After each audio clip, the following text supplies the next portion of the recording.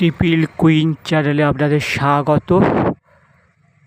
আমি একটা ছোট জোকসের পোঁত পাকার থেকে শোনার জন্য চলে এসেছি। হাই, আমি পোঁত পাকা ট্রিপল কুইনে আপনাদের স্বাগত। আমি একটা জোকস আপনাদের সঙ্গে শেয়ার করছি। আমাদের এই সামনেই একটা স্টেশন আছে। স্টেশনে প্রচুর গাছ আছে, তার মধ্যে একটা অশ্বত্থ গাছে অনেক দিনের পুরানো। সেই গাছে প্রচুর কাক থাকে, কাক প্রচুর।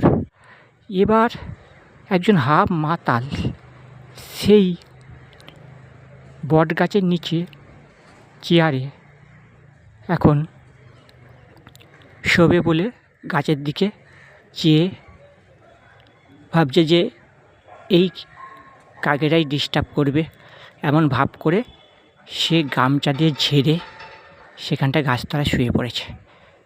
এখন হাফ মাতালের ঘুমটা খানিকটা গাঢ় হয়েছে। হঠাৎ একটা মেল ট্রেন যেতে খুব সিটি দিয়ে, খুব জোরে সিটি দিতেই সে চমকে উঠে পড়েছে।